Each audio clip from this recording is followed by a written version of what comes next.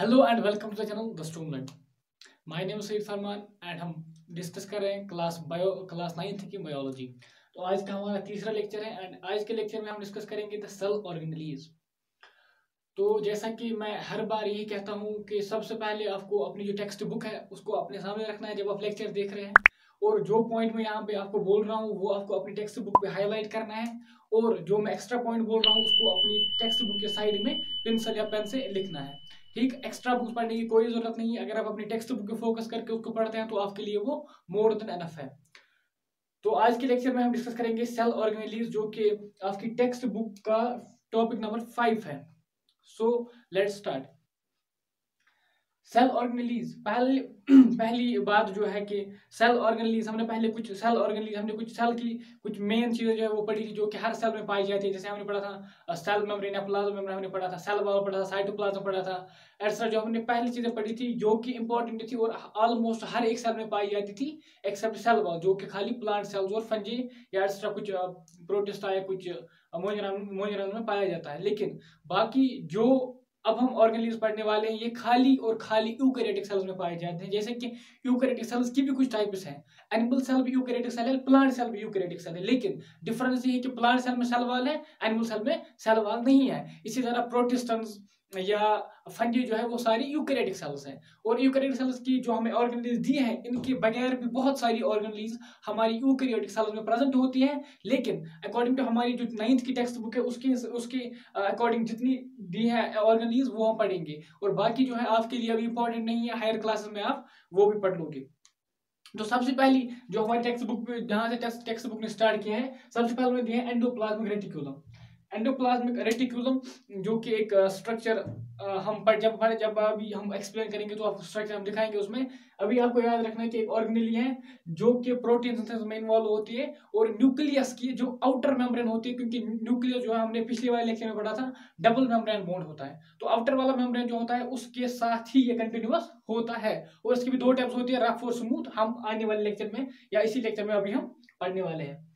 Next है Golgi apparatus. Golgi apparatus भी हमारी जो एंडोप्लाज्मिक रेटिकुलम से जो लास्ट पे एंड प्रोडक्ट निकलता है उसके बाद गोल्गी उसको प्रोसेस करके एक टैग लगा देता है कि इसको कैसे यूज करना है, कहाँ रखना है एक्स्ट्रा, वो ऑफ हम पढ़ लेंगे जब हम आएंगे। लाइसोसोम्स यहाँ से ही निकलते हैं, एंडोप्लाज्मिक रेटिकुलम का ही एक एंड प्रोडक्ट है। इसके बाद माइटोकॉन्ड्रिया, आपने सुना होगा, power house of the cell कहते हैं इसको, रेस्पिरेशन में इन्वॉल्व होता है। अपने जब हम उसको पढ़ेंगे तब हम इसके बारे में सारा पढ़ेंगे। प्लास्टिड्स भी इंपॉर्टेंट ऑर्गेनेली है, प्लांट सेल्स में पाई जाती है, ये क्लोरोप्लास्ट क्लोरोफिल में पाया जाता है। अब कुछ चीजें हैं, सपोज कि ऑर्गेनेलीज क्यों इंपॉर्टेंट है और ये खाली यूकैरियोटिक सेल्स में क्यों होती हैं। जैसा कि जो एडवांस्ड ऑर्गेनिजम्स है, जो मोस्ट डेवलप्ड ऑर्गेनिजम्स है, वो ऑलमोस्ट उन सब में यूकैरियोटिक सेल्स पाई जाती है। तो क्या होता है उनमें क्या होता है, जो ऑर्गेनेलीज है वो क्या करते हैं, separate different chemical activities, compartmentalisation of cytoplasm. जो ऑर्गेनेलीज है वो कंपार्टमेंटलाइजेशन ऑफ साइटोप्लाज्म करती है बाय डिफरेंट मेम्ब्रेन बॉन्ड। उनकी अपनी मेम्ब्रेन होती है, उससे जो साइटोप्लाज्म में वो कंपार्टमेंट्स में डिवाइड होता है, और उससे क्या होता है, separate different chemical activities. Chemical activity जो एक ऑर्गेनेल में होती है वो दूसरी केमिकल एक्टिविटी जो कि दूसरी ऑर्गेनेल में होती है उससे सेपरेट हो जाती है। तो ऑर्गेनेल की ये एक प्रॉपर्टी है। ऑर्गेनेल से क्या फायदा है, हम एक ही टाइम में बहुत सारे केमिकल रिएक्शंस कर सकते हैं जो सेपरेट कंपार्टमेंट्स में बंद है। ठीक, पहली जो इसमें इंपॉर्टेंस है इसकी। सेकंड है distinguishing feature of eukaryotic cells. Eukaryotic cells में खाली पाया जाता है, प्रोकैरियोटिक सेल्स में कोई भी मेम्ब्रेन बोर्न ऑर्गेनेल नहीं होती, और उसमें जो ऑर्गेनेल बहुत ही कम होती है, सब राइबोसोम होते हैं एक्स्ट्रा। लेकिन जो हमारे मेम्ब्रेन बॉन्ड ऑर्गेनेल होते हैं, जो हमारी जो केमिकल रिएक्शंस को सेपरेट करते हैं दूसरी केमिकल रिएक्शन से, वो खाली हमारी यूकैरियोटिक सेल्स में पाई जाती है। Last point, perform different functions as per requirement of the cell. जो भी सेल की रिक्वायरमेंट होगी तो उस ऑर्गेनेली को ज्यादा उस प्रोड्यूस किया जाएगा, और वो ऑर्गेनेली उस सेल में ज्यादा पाई जाएगी, और वो वाली एक्टिविटी ज्यादा होगी, क्योंकि वो अगर उस सेल को ज्यादा चाहिए तो सेल उसको ज्यादा प्रेफर करेगी उसको को करना, तो वो वाली ऑर्गेनेली ज्यादा पाई जाएगी सेल में। तो ये फायदे हैं, और ये हमारी ऑर्गेनेलीज है जो हम पढ़ने वाले हैं। आज के लेक्चर में हम ट्राई करेंगे कि ये सारी ऑर्गेनेलीज खत्म हो और आपको भी अच्छे से समझ आए। पूरी तरह से कोशिश करेंगे आपको समझाने के लिए। तो अब हम स्टार्ट करने वाले हैं एंडोप्लाज्मिक रेटिक्यूलम। जैसा कि मैं पहले ही बता चुका हूं कि एंडोप्लाज्मिक रेटिकुलम एक नेटवर्क बना देता है जो न्यूक्लियस की आउटर मेम्ब्रेन होती है उसके साथ कंटिन्यूअस होता है। तो हम जो एंडोप्लाज्मिक रेटिकुलम है उसकी कुछ प्रॉपर्टीज पढ़ेंगे और उसके कुछ फंक्शंस भी साथ में पढ़ेंगे। तो पहला पॉइंट जो हमने लिखा है वो है large network of membrane bond tubes and sheets. आपकी टेक्स्ट की लाइन है जो कि एक एंडोप्लाज्मिक रेटिकुलम क्या होता है, लार्ज होता है, एक तो बहुत ज्यादा होता है, फैला हुआ होता है, न्यूक्लियस के जो सराउंडिंग है वो सारा कवर करता है, और मेम्ब्रेन बॉन्ड होता है। ठीक, बहुत इसमें ये मेम्ब्रेन बॉन्ड होता है, मेम्ब्रेन से बॉन्ड होता है। ठीक, फिर क्या लिखा है, membrane bond tubes and sheets, in the form of tubes भी होता है, in the form of sheets भी होता है, एंड एक्स्ट्रा रखना है in the form of tubes and in the form of vesicles. ये वेसिकल्स के फॉर्म में भी होता है, ट्यूब्स के फॉर्म में भी होता है। मैं आपको बताऊंगा वो क्या होता है। पहला तो आपको ये समझना है कि जब कोई मेम्ब्रेन बॉन्ड ट्यूब होगा उसका मतलब क्या है। जब कोई मेम्ब्रेन बॉन्ड ट्यूब होगा तो हम ऐसे मार्कर की तरह उसको समझ सकते हैं। ये जो मेम्ब्रेन है बाहर से मेम्ब्रेन है लेकिन अंदर से ये हॉलो है। तो इसमें क्या होता है, इसमें दो पार्ट्स बनते हैं। अंदर वाला जो पार्ट होता है उसको हम ल्यूमिन बोलते हैं। जो जो इनसाइड वाला पार्ट होता है, यहाँ पे अगर आप देख सकते हैं ये जो पार्ट है ये एंडोप्लाज्मिक रेटिकुलम के अंदर जो पार्ट है ये, इसको हम बोलते हैं ल्यूमिन। और उसमें जो मैट्रिक्स होता है उसको बोले और उसमें मैट्रिक्स होता है और मैट्रिक्स से भरा होता है। वो जो अंदर वाला पार्ट होता है जो मेम्ब्रेन से बॉन्ड होता है उसको हम ल्यूमिन बोलते हैं और उसमें फ्लूइड होता है। और जो बाहर वाला पार्ट होता है उसमें साइटोप्लाज्म होता है। साइटोप्लाज्म में ये ऐसे फ्लोट होता है या उसमें ये ठीक उसमें डूबा हुआ होता है। तो इसको जो जो ये पार्ट है उसको हम बोलते हैं एक्स्ट्रा इंट्रा, जो अंदर वाला पार्ट उसको बोलते हैं इंट्राल्यूमिनल। ठीक, एंड जो बाहर है उसको बोलते हैं एक्स्ट्राल्यूमिनल। ऐसे ही क्या करता है, ये साइटोप्लाज्म को दो पार्ट्स में डिवाइड करता है, इंट्राल्यूमिनल एंड जो एक्स्ट्राल्यूमिनल है। इंट्राल्यूमिनल वाला वो वाला पार्ट जो इनसाइड द ल्यूमिन है, जो ट्यूब के अंदर है। वेसिकल जो है, वेसिकल्स ये ऐसे होता है जो स्फेरिकल, छोटे छोटे स्फेरिकल स्ट्रक्चर्स होते हैं जो बाद में फिर पैक करके लाइसोसोम में कन्वर्ट किए जाते हैं। ये जो यहाँ स्ट्रक्चर है ये वेसिकल्स है।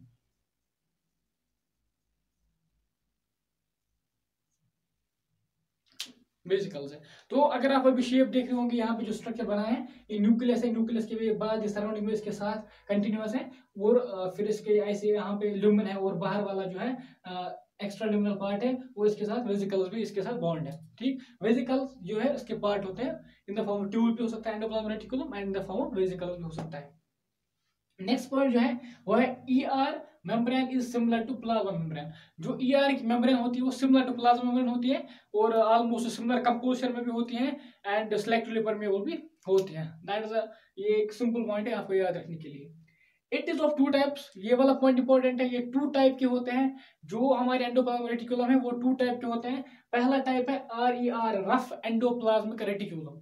रफ, रफ के मानी जो रफ हो, जहां पे अगर जब हम माइक्रोस्कोप के अंदर उसको देखते हैं तो हमें इस पे कुछ डॉट्स दिख रहे हैं, कुछ रफनेस दिख रही है, उस पर कुछ चीजें दिख रही है। ठीक, वो क्या है वहां पर भी बैठेंगे। और सेकंड पार्ट जो है वो है सेकंड पार्ट है SER, स्मूथ एंडोप्लाज्मिक रेटिकुलम, यानी जो स्मूथ दिखता है। जब हम उसको जब माइक्रोस्कोप के अंदर देखते हैं तो हमें ये स्मूथ इसके सरफेस दिखती है, इसमें कुछ नहीं दिखता।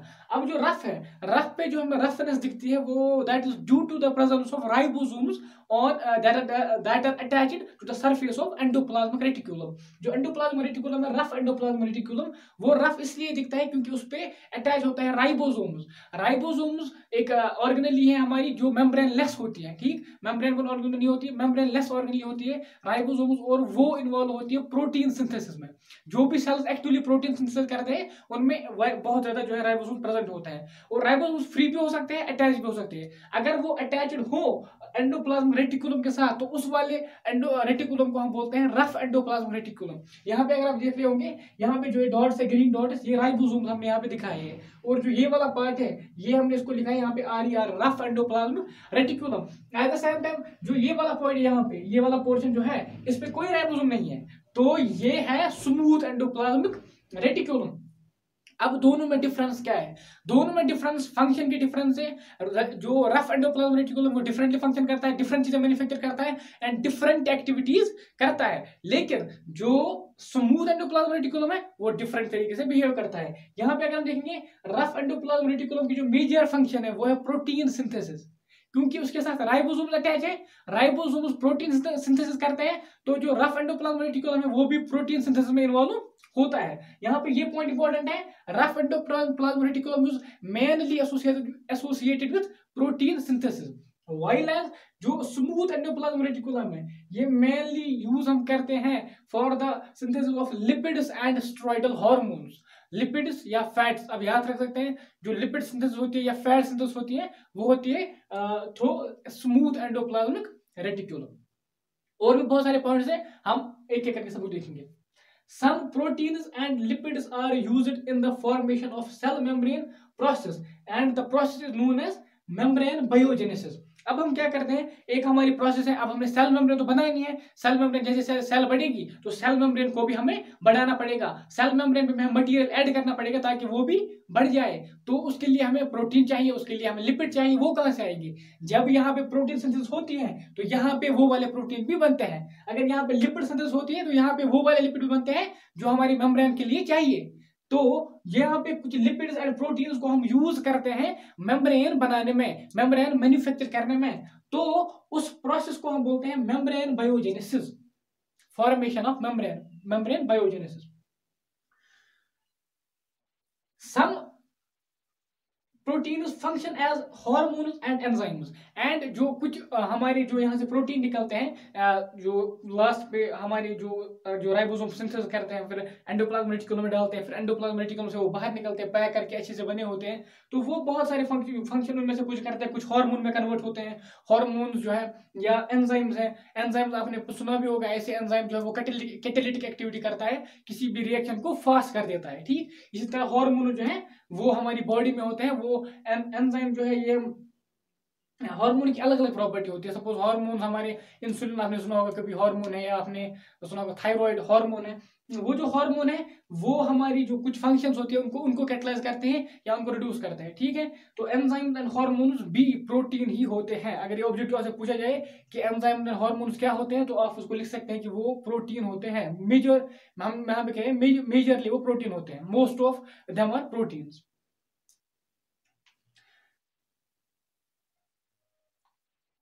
serve as channels to transport materials between organelles or between cytoplasm and nucleus।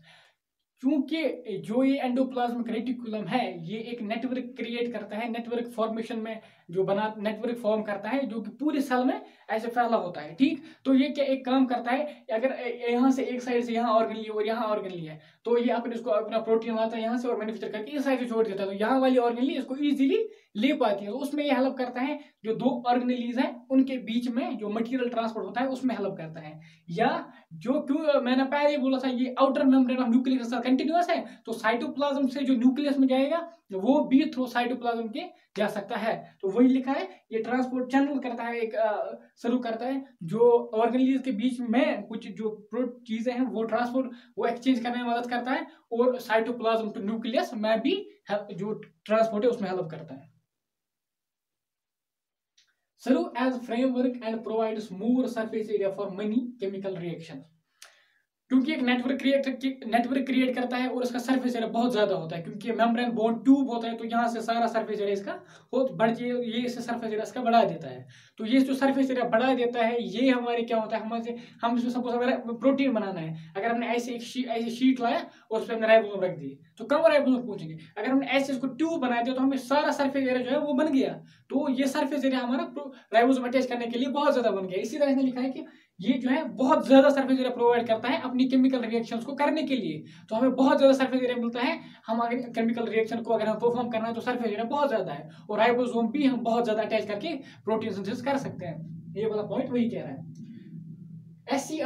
SCR smooth endoplasmic reticulum plays main role in detoxifying poisons and drugs in vertebrates. हमारी जो हम ऑर्गेनिज्म को बहुत ग्रुप्स में डिवाइड करते हैं, वर्टिब्रेट्स, इनवर्टिब्रेट्स, फिर vertebrates को हम डिवाइड करते हैं। तो वर्टिब्रेट्स में हमारे सारे आते हैं जो है amphibians, birds, Aves, mammals etcetera, वो सारे आते हैं उसी में। उनका वर्टिब्रल कॉलम होता है, वो आप आगे जाकर पढ़ोगे वर्टिब्रेट्स और इनवर्टिब्रेट्स में क्या डिफरेंस है। तो यहाँ पे क्या लिखा है, जो वर्टिब्रेट्स हैं जैसे कि हम वर्टिब्रेट्स में आते हैं, तो ये हम में क्या करता है, plays main role in detoxifying. ये डिटॉक्सिफाई करता है, जो उसकी हार्मफुलनेस है उसको कम करता है, जो उसका हार्मफुल इफेक्ट है उसको रिड्यूस करता है। किसको, पॉइजन्स एंड ड्रग्स। जब पॉइजन्स होते हैं, जो ड्रग्स हमारी बॉडी में मैन्युफैक्चर होते हैं, जो वेस्ट होते हैं, उनकी जो उनकी मतलब डिटॉक्सिफाइंग जो उनका वेस्ट है, उनकी जो साइड इफेक्ट्स है उनको कम करता है, जो उनके काजेज है, जो उनके कंसर्न है, जिनसे जो हमें उससे अफेक्ट करता है, उस इफेक्ट को कम करता है। कौन? SCR, smooth endoplasmic reticulum. Last में ही एक जो हमने बनाया था एंडोप्लाज्मिक रेटिकुलम का, यहाँ पे न्यूक्लियस है, न्यूक्लियस के आउटर मेम्ब्रेन के साथ ये कंटिन्यूअस है, ये वाला जो इस पे राइबोसोम नहीं, ये अपना SCR है और ये IR है, ये वेसिकल्स है, ये फिर लास्ट में मैन्युफैक्चर होते हैं लाइसोसोम में, एक्स्ट्रा वो आप खुद पढ़ोगे आगे जाके। और ये वाला है ल्यूमिनस का जो इनर पार्ट होता है। तो अभी आप चाहें तो इसका वीडियो को पॉज करके इसको लिख सकते हैं या इसको नोट कर सकते हैं। बाकी एंडोप्लाज्मिक रेटिकुलम में अभी इतना ही। अब हम नेक्स्ट ऑर्गेनेल डिस्कस करेंगे, वो है गोल्गी अपैरेटस। सो अब नेक्स्ट जो है वो है गोल्गी अपैरेटस। ठीक, गोल्गी अपैरेटस पहला पॉइंट जो है, डिस्कवर्ड बाय कैमिलो गोल्गी इन 1898। 1898 में कैमिलो गोल्गी नाम के एक शख्स ने इनको डिस्कवर किया था।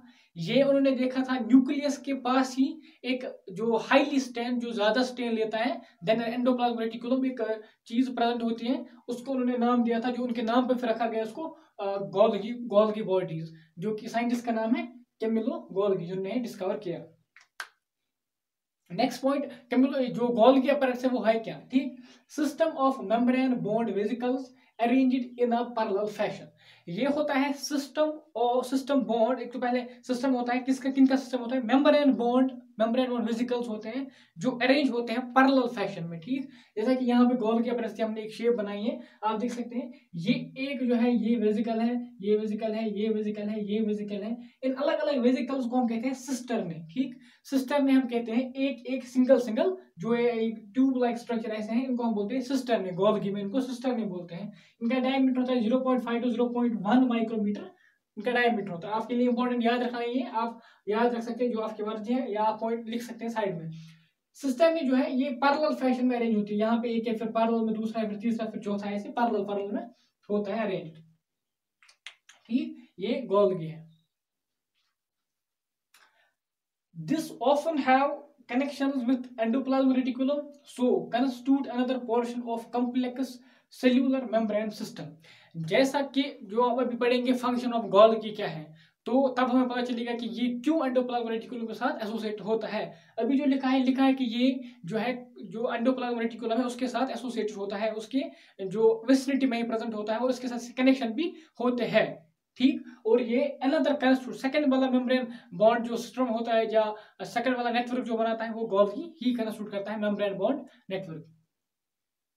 Material synthesized in endoplasmic reticulum is packaged and dispatched to various targets inside or outside the cell through the Golgi। जो भी चीजें एंडोप्लाज्मिक रेटिकुलम में बनती है वो ट्रांसफर की जाती है गोल्गी में।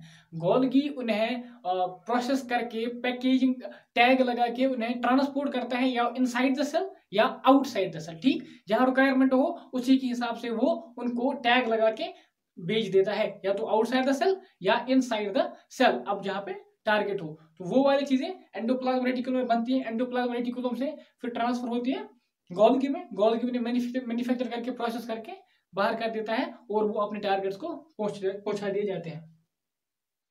Functions include modification, storage and packaging of products in vesicles.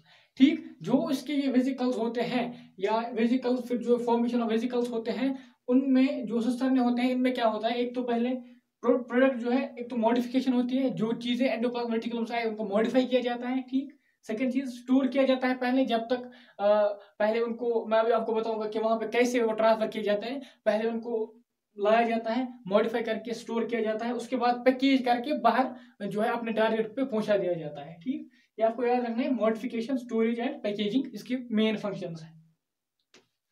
यहाँ पे क्या लिखा है? Formation of complex sugars from simple sugars.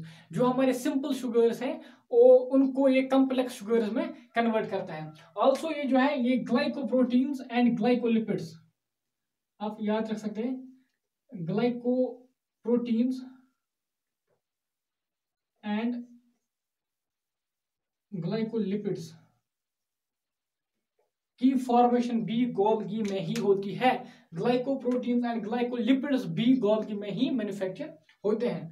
Involved in formation of lysosome, जो कि इंपॉर्टेंट मैंने पहले ही कहा था, जब एंडोप्लाज्मिक रेटिकुलम से जो लास्ट पे वेसिकल जो है वो कट ऑफ होते हैं, तो फिर वो जो हमारी गोल्गी है इसके दो फेस होते हैं, ठीक। एक को बोलते हैं हम कन्वेक्स फेस, ठीक, या सिस फेस या फॉर्मिंग फेस। यहाँ पे जो भी चीजें एंडोप्लाज्मिक रेटिकुलम से आती है in the form of vesicles, वो यहाँ पे अटैच होती है, यहाँ पे जो कि कन्वेक्स फेस है, सिस फेस है या फॉर्मिंग फेस है, ठीक। यहाँ पे होके वो अटैच होती है, फिर यहाँ से ट्रांसपोर्ट की जाती है यहाँ से, और लास्ट पे वो यहां से बाहर आती हैं। इस वाले फेस को हम बोलते हैं कनकेव फेस, ट्रांस फेस और मैचुरिंग फेस, ठीक। यहाँ पे लिखा इन्वॉल्व फॉर वेसिकल्स। फिर यहाँ से जो चीज हमने यहाँ पे लगाई थी, यहाँ पे जो अटैच हुई थी, फिर वो यहाँ पे जो अटैच हुई थी कॉन्वेक्स फेस के या सिस फेस पे या फॉर्मिंग फेस पे, वो यहाँ पे ट्रांसपोर्ट होके यहाँ पे जब निकलती है, तो वो इन द फॉर्म ऑफ वेसिकल भी हो सकती है या इन द फॉर्म ऑफ कोई प्रोटीन भी हो सकता है, जिसको टैग करके मैन्युफैक्चर करके जिसको मॉडिफाई करके यहाँ से बाहर किया जाता है। ये वाला फेस कौन सा होता है? Concave face. जैसे कि इसकी शेप है ना, इसे कनकेव कनकेव वाली शेप है तो कनकेव फेस बोलते हैं इसको। इसकी शेप कन्वेक्स वाली है तो उसको कन्वेक्स फेस बोलते हैं। Concave shape, trans shape, trans face और मैचुरिंग फेस, इसको हम कनकेव फेस, ट्रांस फेस और मैचुरिंग फेस कहते हैं। इसको कन्वेक्स, सिस और फॉर्मिंग फेस कहते हैं। तो गोल्गी के बारे में इतना था, और ये इतना इंपॉर्टेंट है, याद रखना। 1988 Camillo Golgi modification storage packaging system consist of material ERR packaging in the Golgi and extra. जो यहाँ पे मैंने आपको पॉइंट्स बोले, आप लिख सकते हैं, आप याद रख सकते हैं आपके लिए। नाउ अब जो हमारा नेक्स्ट ऑर्गेनेल है वो है लाइसोसोम। नेक्स्ट जो है वो है लाइसोसोम्स, या इन्हें हम सुसाइड बैग्स भी कहते हैं, suicide bags of a cell, या लाइसोसोम जो कॉमन नेम है, सुसाइड बैग्स भी कहते हैं। क्यों कहते हैं हमें अभी पता चलेगा। पहला पॉइंट जो है वो है membrane bound sac filled with digestive enzymes. जो होते क्या है, मेम्ब्रेन बोन्ड सैक होते हैं, मेम्ब्रेन बोन्ड स्फेरिकल स्ट्रक्चर होते हैं, छोटे छोटे स्ट्रक्चर होते हैं जिनमें डाइजेस्टिव एंजाइम्स प्रेजेंट होते हैं। वो बहुत ही पावरफुल एंजाइम्स होते हैं एंड एसिडिक पीएच में काम करते हैं। ये पॉइंट आप लिख सकते हैं, यहाँ पे नोट कर सकते हैं, works in acidic pH, acidic pH, ठीक। एसिडिक पीएच में काम करते हैं, मेम्ब्रेन बोन्ड ऑर्गेनेल्स होते हैं और इनमें डाइजेस्टिव एंजाइम्स पाए जाते हैं। ऑलमोस्ट हर टाइप के डाइजेस्टिव एंजाइम्स में पाए जाते हैं। हाइड्रोलिसिस जो है, प्रोटियोलिसिस, जो भी टाइप के डाइजेस्टिव एंजाइम्स हमारे हमें सेल में चाहिए वो इसमें पाए जाते हैं। Function as waste disposal system of cell, ये फंक्शन करता है वेस्ट डिस्पोजल सिस्टम। क्यों? क्योंकि ये हर जिस टाइप का भी वेस्ट हो उसको ये डाइजेस्ट कर सकता है, क्योंकि इसमें हर टाइप के एंजाइम प्रेजेंट होते हैं और ये हर टाइप के वेस्ट को डाइजेस्ट करके जो एक्सक्रीट करके खत्म कर सकता है सेल के लिए। So works as a waste disposal system of the cell. Keep cells clean by digesting foreign materials and worn out organelles, example food, bacteria और एनी अदर ऑर्गेनेली। ये क्या करता है, सेल को ये क्लीन रखने में हमारी मदद करता है। मदद कैसे करता है? ये फॉरेन मटेरियल अगर कोई आता है, सपोज बैक्टीरिया हमारी सेल में आता है, तो ये उसको भी एनगल्फ करके उसको भी डिस्ट्रॉय कर सकता है, उसको भी डाइजेस्ट कर सकता है। सेकंड, जो अगर हम फूड हमारी सेल में जाता है उसको भी लाइसोसोम में जो एंजाइम्स हैं वो उसको डाइजेस्ट करके खत्म कर सकता है। और एनी ऑर्गेनेली, अगर कोई ऑर्गेनेली हमारी सेल की जो है वो वर्किंग नहीं है, वो अब वर्न आउट हो गई है, खत्म हो गई है, तो उसको अगर हमें सेल को साफ करना है तो उसको हमें खत्म करना पड़ेगा। तो उसके लिए हमारे डाइजेस्टिव एंजाइम जो लाइसोसोम में है वो इंपॉर्टेंट है, वो काम करते हैं वो उस पर एक्ट करके उसको डाइजेस्ट करके सेल को फ्री करते हैं, सेल को क्लीन करते हैं। Because they contain enzymes which can digest any type of organic material. इनमें जो एंजाइम्स होते हैं, digestive enzymes, powerful digestive enzymes होते हैं, वो किसी भी टाइप के ऑर्गेनिक मटेरियल को डाइजेस्ट करने की ताकत रखते हैं। सो ये फूड, बैक्टीरिया और एनी वर्न आउट ऑर्गेनेली को खत्म करने में सेल की मदद करते हैं। When cells get disturbed or damaged, lysosomes burst and can digest its own cells, so are called suicide bags of cell. जब हमारी सेल के साथ छेड़छाड़ होती है या हमारी सेल जो है वो वर्न आउट होती है, हमारी सेल जो है वो डैमेज होती है, अब जो है सेल रिपेयर नहीं, कभी ऐसी सिचुएशन आ जाती है कि सेल अब रिपेयर नहीं हो सकती, तो अब सेल को क्या करना है, तो क्या करता है, लाइसोसोम जो है वो फट जाता है, बर्स्ट होता है और सारी सेल को डाइजेस्ट करके खत्म कर देता है। इसीलिए हम इनको कहते हैं सुसाइड बेग्स। ऑटोफेगी भी इसको नाम कहते हैं, ऑटोफेगी इस प्रोसेस को सुसाइड बेग्स कहते हैं हम इसको यहाँ पे, क्योंकि ये अपनी सेल को खत्म कर सकते हैं कि या कभी अपनी ही सेल को खत्म करते हैं, तो सुसाइड बेग्स इसलिए कहते हैं क्योंकि ये खुद को खत्म करता है, इसलिए सुसाइड, ठीक। तो ये लाइसोसोम में इतना है। आप चाहे तो अभी नोट कर सकते हैं, आप वीडियो को पॉज करके ये सब नोट कर सकते हैं। बाकी इसमें इतना ही। अब हम नेक्स्ट ऑर्गेनेल डिस्कस करेंगे, माइटोकॉन्ड्रिया। माइटोकॉन्ड्रिया जो है वो यहाँ पे है माइटोकॉन्ड्रिया, या उसको हम कहते हैं power house of the cell. ठीक, पावर हाउस क्यों कहते हैं, नीचे लिखा है। पहला पॉइंट जो है टू मेम्ब्रेन बॉन्ड है, ये दो मेम्ब्रेन से बॉन्ड किया जाता है। दो मेम्ब्रेन बॉन्ड है, याद रखना है आपको, टू मेम्ब्रेन बॉन्ड है। जैसे कि न्यूक्लियस में दो मेम्ब्रेन थे, आउटर एंड इनर, इसमें भी दो होते हैं, outer and inner. Outer porous, जो आउटर मेम्ब्रेन होता है उसमें पोर होते हैं, ठीक, वो पोरस होता है, उसमें छोटे छोटे पोर होते हैं और वो ऑलमोस्ट फ्रीली परमेएबल होता है। इनर जो है वो है डीपली फोल्डेड, इनर वाला मेम्ब्रेन जो डीपली फोल्ड होता है in the form of cristae. ठीक, यहाँ पे आपको अभी मैं बताऊंगा कैसे उसमें कैसे फोल्ड्स बनाए होते हैं और वो फोल्ड्स किस लिए होते हैं, हम नीचे पढ़ेंगे। Fold increase surface area for ATP generation reaction. जो रिएक्शन हमारे एटीपी को जनरेट करते हैं, एटीपी क्या है, एडेनोसिन ट्राइफॉस्फेट। अब एटीपी हमें जनरेट क्यों करना है और एटीपी का काम क्या है। एटीपी, जो भी सेल को एनर्जी चाहिए वो इन द फॉर्म ऑफ एटीपी मिलती है। ठीक, एटीपी जैसे कि एक करेंसी की टाइप है। सपोज अगर किसी आदमी को कुछ खरीदना है तो उसको क्या लेना है, उसको पैसे लेने हैं, पैसे, क्योंकि पैसे करेंसी है। ठीक, इसी तरह हमारी जो सेल की करेंसी है वो एटीपी होती है। सेल किसी जगह एटीपी को यूज करता है और वहां पे कुछ और करता है। ठीक, वहां से कुछ और लाता है या वहां पे कोई और केमिकल रिएक्शन करता है। सेल की जो करेंसी है वो एटीपी होती है। ठीक, तो जो इसके फोल्ड्स होते हैं वो सरफेस एरिया को बढ़ा देते हैं ताकि जो मोर एटीपी जनरेट हो सके। Folds increase surface area for ATP generation reactions. Energy required by cell released by mitochondria in the form of ATP adenosine triphosphate known as energy currency of the cell. जो भी cell को energy चाहिए वो mitochondria release करता है, क्योंकि इसको बोलते हैं power house of the cell, क्योंकि ये सारी एनर्जी रिलीज यही करता है in the form of ATP adenosine triphosphate. ATP को हम कहते हैं energy currency of the cell. ये याद रखने आपको, नोट करके जाना है। Have their own DNA and ribosomes, ribosome 70s होते हैं। So mitochondria function manufacture its own proteins.